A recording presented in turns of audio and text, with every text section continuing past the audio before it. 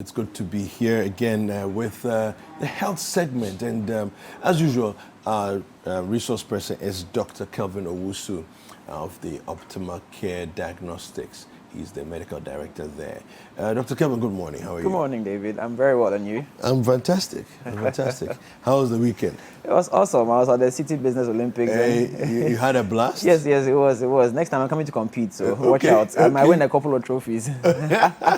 What would you be interested in competing in? Well, the tug of war was very, very exciting. I need to build some muscle so I can, I missed all of that because I was supervising the soccer. And we had I think we had 22 teams. Wow. Competing. And the first round was just crazy. First round alone took about over 2 hours to finish just the first round before we went into the other eliminating rounds. Okay. Anyway, so today we're going to be talking about fibroids, Yes. uterine fibroids. So basically, if you can set the stage for us, what are fibroids, basically, and then take us into diagnosis. Okay. Yeah. I think fibroid is one of the most, I dare say, misunderstood conditions of the female body. Okay. I mean, it's such a challenge for a lot of people, a lot of women to understand what fibroids are, and because of this, others have taken advantage. And there's a lot of misinformation out there. And so a woman once you tell a woman she has a fibroid, then she literally, puts her hand on her head, and some of them actually start crying. It's almost like a death sentence. Yes, but really, a fibroid, let me start off by saying that if you are a woman, and especially if you are an African, the black race, there's a 70% chance that you have a fibroid. Okay. Why is that so? It is what it is. So genetically, yes. we are more predisposed. Genetically, we are more predisposed to having fibroids. I mean, that's the women. The African woman is more predisposed to having a fibroid than the Caucasian woman or the Asian woman. Interesting. And so a lot of our women have fibroid, and so it's not a big deal to be told you have a fibroid, and especially in the times that we are in, where you can literally just walk into a hospital or walk into a diagnosis center and say, I want to do a scan, I want to do a checkup. That's the term they would usually use. I want to do a checkup. And so as part of the checkup, you say, I want to see scan my womb and let me see what's happening there. And so the technician will put a probe on the womb, and then there's a fibroid. And so because there are so many diagnosis centers and so many hospitals now that they have fibroid. Okay. But so you're saying that basically it's not that fibroids are becoming more common. It's just that we're becoming more aware. Aware, exactly. Okay. We are becoming more aware of it, and because of that, a lot of women are getting diagnosed as having fibroid much earlier. Okay. And so it has increased the amount of worry. You start worrying early, and because of that, some people rush into how do I put it? Treating the fibroid. Okay. And spending so much money on something that may not have required any intervention at all. Okay. So a fibroid is a tumor. Sometimes when you say tumor, people get scared, but yes, it is a tumor, a benign tumor. For the most part, fibroids will never become cancerous. It will never become something that will kill you, for lack of a better expression. What's your percentage likelihood? It's less than a percentage, actually. It hardly so the viewers in my can see yes. an image there. In my career so far, I've not seen a fibroid that has been transformed into a cancerous Can you describe what we're looking at? So these are all different kinds of fibroids. There are several kinds of fibroids, and they are named according to their location. Okay. So the most common ones you find are the ones within the muscle. Now the womb, you can see that the womb is the reddish brown part of the picture. Okay. The womb is muscle. It's made up of muscle. Okay. Now, within the muscle, a fibroid can develop there. So you see inside the muscle, there are some yellowish things in there. Yes. That is usually the most common form of fibroid. It's called intramural. It's found inside the muscle. That's very common. That's where most fibroids are actually found. But then there are also the other fibroids. So you see one that is at the top of the womb. Yes. There's one protruding out there. Yes. That is a subserosal fibroid. It's sitting just beneath the wall of the womb. Okay. And that's another kind of fibroid. And then we have one that is very close to the inner lining of the womb. So that one, you also see it over there. So these are the different kinds of fibroids by their location that you can have. and each of them would have its own peculiar features. Features that would make you more suspicious that this is that kind of fibroid or that kind of fibroid. But essentially, they are all the same. The naming is just based on their location. That's all. That's all. And so there's really nothing to it. Some of them, especially the ones that are very close to the lining, the inside of the womb, they may cause some amount of discomfort, some amount of problems, amongst which would be increased bleeding. Because let's say that the womb, I mean, just for description purposes, say your womb, the surface area of your womb is say 5 centimeters. When the fibroid is sitting just beneath the lining of the womb, it increases the surface area, which means that now the bleeding is going to come from a wider area. So now, whereas previously your surface area was, let's say, 5 centimeters, now because there's a fibroid protruding into the womb, that surface area has increased. So now let's say it's now 7 centimeters. So that would account for an increase in the amount of blood that you are losing with your monthly cycle, which is actually one of the most common symptoms that a woman who has fibroid may encounter. But let me reverse a bit. Most women who have fibroids will never know they have fibroids.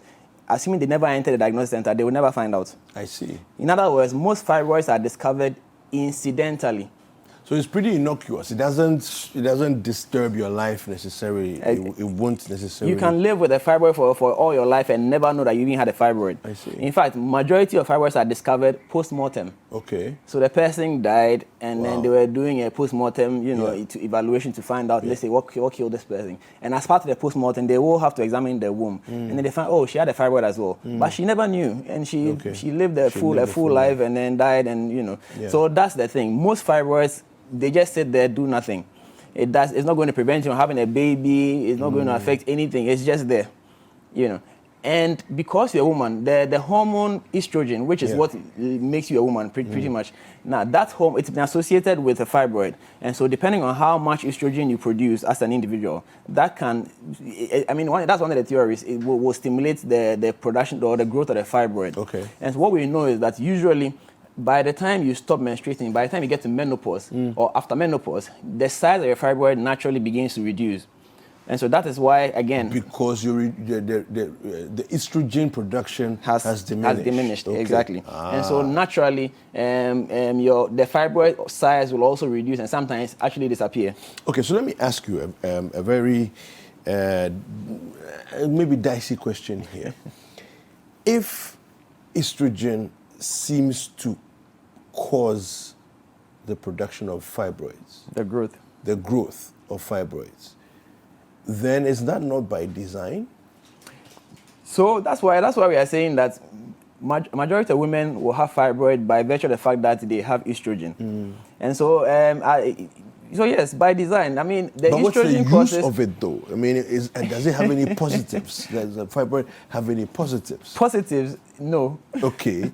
As of now, fibroids don't add anything to the function of the womb. Okay. In fact, it can cause some complication. I'm careful to use the term because I don't want people to now start running around because they have a fibroid. But occasionally, a fibroid can cause complications during childbirth. If the location, remember the picture we saw, the location, some of them may be located at the mouth of the womb, so which means that exactly it will prevent the baby, because the baby is now big, it will prevent the baby from coming out. So sometimes if the fibroid is located at the mouth of the womb, then your delivery options are limited. You cannot push that baby out, so you may have to have a cesarean section. So there's really no positive benefit of having a fibroid. But you see, because of one of the theories is that estrogen causes the womb to sort of during the monthly cycle, the estrogen plays a role in the enlargement of the womb. Because it prepares the uterus to receive the baby or fertilized ovum. And so with the expansion and then evolution, like it gets to a point, some of the cells kind of go off on their own, and that's what eventually will lead to the development of a fibroid. Because every month like clockwork, increase, decrease. It gets to a point the cells kind of they get upset. We are tired. Exactly, and they go off on their own and start doing their own thing. So that's why it's related to estrogen.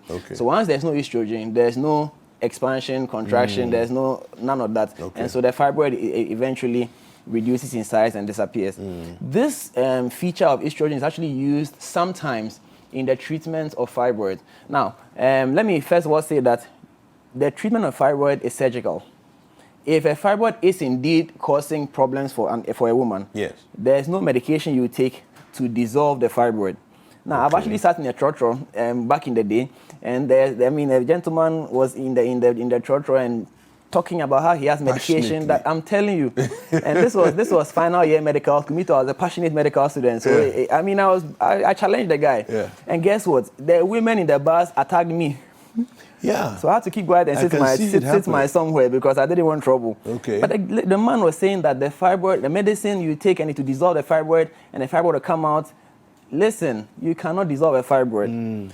There are medication you can take in certain instances. Let's say the fibroid is very big, and so it makes the surgery more complicated. Now, there are medication you can take to reduce the size of the fibroid so that it will be easier to manipulate, and then proceed to do the surgery. There's no medication to dissolve the fibroid as yet. There are procedures that you can embolize the fibroid, but it's still an operation. Just that it's not going to be, they're not going to cut you open and they will still have to insert some probes we call it embolization, to identify the blood vessel that is feeding the fibroid. Okay. When you embolize those, when I say embolize, block it.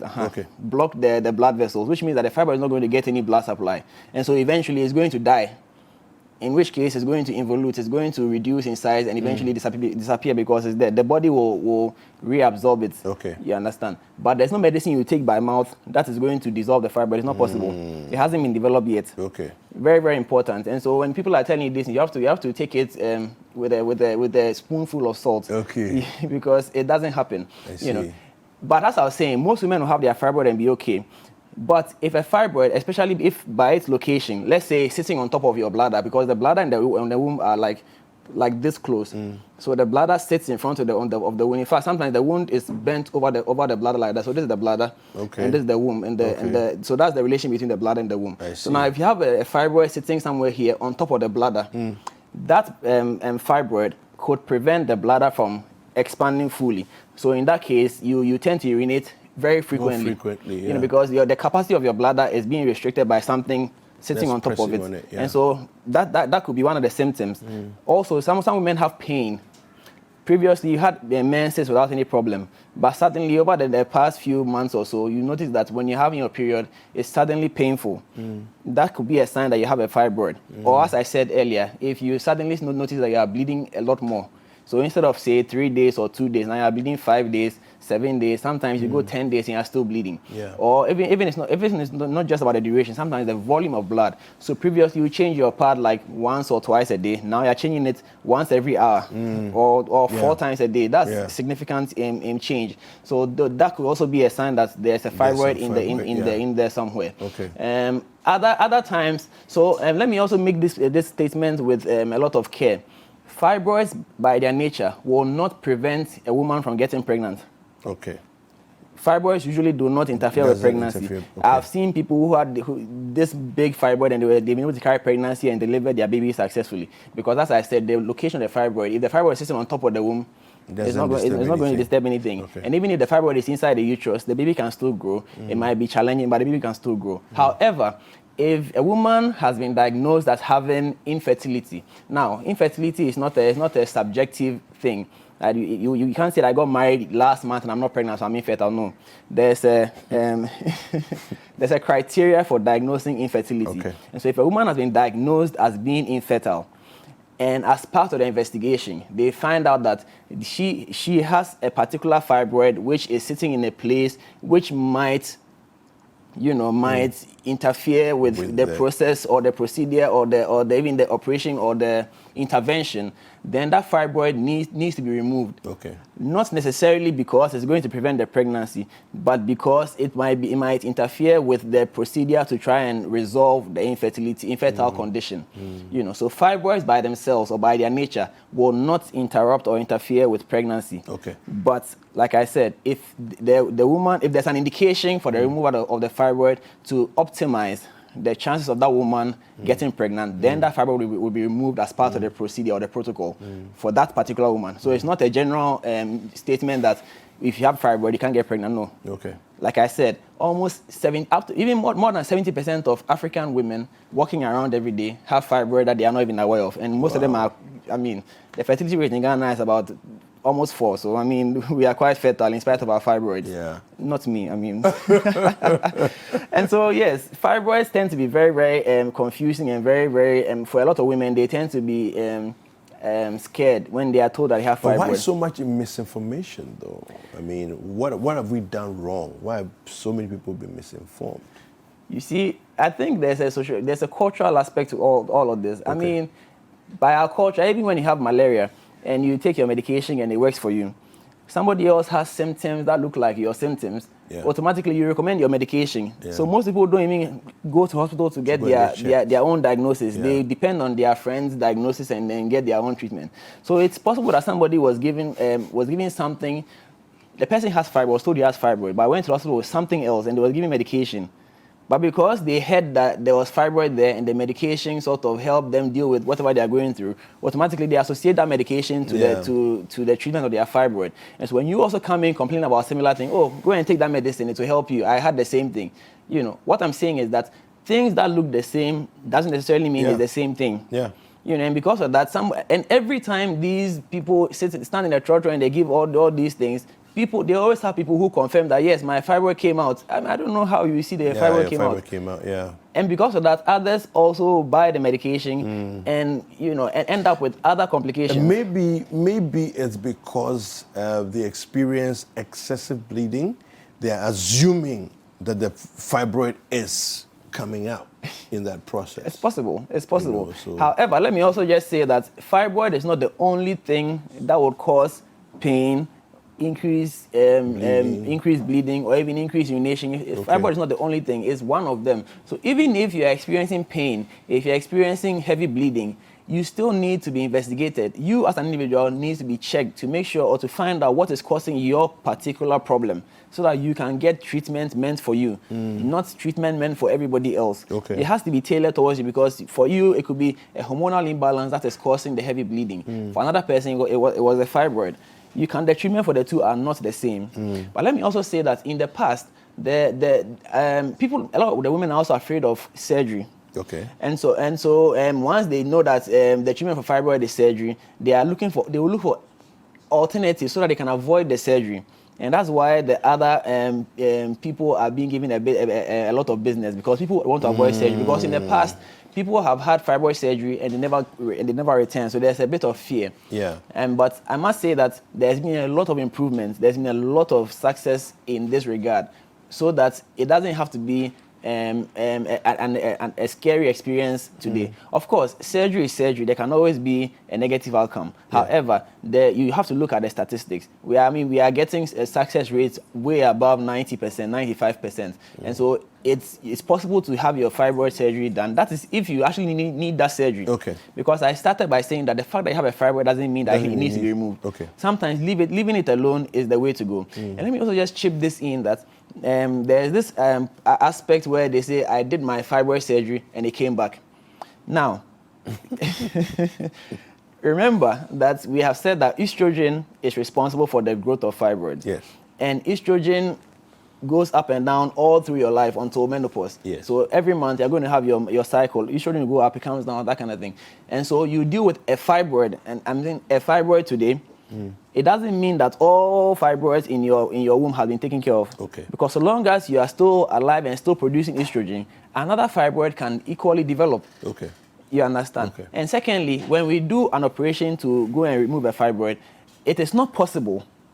I'm repeating, it is not possible to remove every single fibroid from the womb. Okay. Because some of them will be so small that if you go and chase it, you might end up causing more damage, more complication than good. And so there's always some that are left behind. And so sometimes it's important that you don't have a fibroid surgery done too early. Okay. Because if you do it too early in your life, say in your early 20s, by the time you are 40, you will require another one. Okay. And so you have to, that is why you need to be assessed properly to know that your symptoms are due to the fibroid, because we have to do we do a cost-benefit analysis. Okay. Will the surgery make enough impact, or is the surgery justified enough compared to if you left that surgery, if you left that fibroid alone. Yeah. So that if that person is 20 years old and is having some symptoms, if the symptoms are due to the fibroid, okay, that's one. Now, if you left, is there another way we can treat these symptoms so that this person can have a normal life until later in life, maybe late 30s, early 40s, when the surgery can be done once and for all? Because now if you do that surgery in the 40s, the woman has about 5 to 10 years left, by which time another fibroid would not even develop. And so the timing of the fibroid surgery is also very, very important in this whole discussion. And so I'm saying this because people are diagnosing themselves early nowadays. We are getting a lot of people reporting to hospital, early 20s, I have a fibroid, I want it to be removed. You know, we need to be careful, you know, because removing it today, it can come again in a couple of years' time. So we need to understand what we are dealing with and then get the right advice as well. How frequently and at what age of a woman's life would you absolutely recommend the total removal of the womb? That's question. I cannot answer that question for any woman. It's a question that the woman has to answer for herself. Okay. Now, explain. It depends on, so the age of the woman is important. Has the woman completed her family? Very, very important. Because if you take out the womb, the woman cannot have a natural birth again. And so has the woman completed her family? And so except absolutely indicated, no doctor is going to remove the womb of an unmarried woman who has had no children. Okay. They will try everything possible to preserve that uterus. So if it means removing the fibroid, they'll remove the fibroid and leave the womb intact so that the woman can have her natural birth later on. Okay. You know, but if this woman is 45, has had 3 or 4 children, and doesn't plan on having any more children, and comes in and has a fibroid, and the fibroid she's bleeding heavily, she has pain, I mean, the discussion will go towards removing the womb so that everybody is happy, you know. But here's a case where you find somebody who has 2 or 3 children, is quite happy, has decided that she doesn't want any more children, right? But has never had a conversation of removal of the womb, right? In relation to a fibroid? In relation to a fibroid, okay. Right? But really hasn't had challenges with having a fibroid, but then now it's a situation where in the last maybe 6 months, a year, a lot of bleeding is happening. It's been related to a fibroid. She's previously said, I'm done having kids. Then suddenly the conversation about removal of the womb comes up. Okay. And now she's not sure if she's done having kids. So that's the more reason why that decision is not taken by the doctor alone. Because this is entering into an area of medical legal area. Because if you go and remove this womb when the person hasn't explicitly stated that I want that womb out, and it's not just a word of mouth thing, you have to actually sign that I agree that the uterus should be taken out. Okay. And in some cases, you have to actually bring a witness to actually confirm that, yes, this woman is the one who said that remove my womb, so that the doctor is protected. Yes. You know, because now in Ghana, doctors are getting sued. And so we need to also make sure that we are not doing things just to suit ourselves. Of course, removing the womb could actually be an easier procedure than removing the fibroid. It's kind of like you have a building, and the building is old. Now, which is easier to do? To renovate that old building or to break it down and build a whole new building? Sometimes it's actually easier to clear the building and raise a whole new one. So doing a fibroid surgery is like trying to renovate an already existing structure. It takes, you need to be very careful, delicate procedure, and then restore the thing to what it was before, versus removing the uterus. So sometimes removing the uterus is actually easier than doing the fibroid. Unfortunately, in the case of the uterus, you can't rebuild. Exactly, you can't rebuild. And so when you are doing it, you are going to remove a uterus, you must make sure that all parties involved, and in our setting currently, where most women are not independent, it's important to even get the man's opinion as well. You know, of course, if the woman is independent and knows what she's doing, all we probably need is a witness to confirm that this is true. But in other cases, the husband should be there to also confirm that yes, we finished, and then the baby is removed. But even having said that, if this woman is say 28 years old, 30 years, has 2 children, and he still insists that I've finished having my children, most doctors will still hold on, because between 28 to 45, when the average Ghanaian woman has her menopause, there's a lot that can happen. That can happen, yeah. You know, and so if you go and remove that uterus too early, and then 10 years down the line, I want a baby. Now what then do you do? It becomes a problem. And so you have to understand that these are medical legal issues that require a lot of counseling, a lot of understanding before the decision is taken. Okay. So finally, you said surgery is probably the surefire way of taking care of a fibroid. Are there any hormonal ways of mitigating or eliminating the fibroid? So I mentioned earlier that yes, there are hormonal measures you can take to reduce the size of the fibroid. Yes. But as yet, you cannot eliminate the fibroid by taking medications or hormonal intervention. You cannot eliminate it. Okay. You can reduce the size, and even for that. So that one you will apply directly to the fibroid. Well, you usually would use either injection or by mouth. There are medications that can help with that. But even with that, it's not done in isolation. There needs to be a plan for surgery. But because the fibroid is too big. So you are giving maybe 2 months.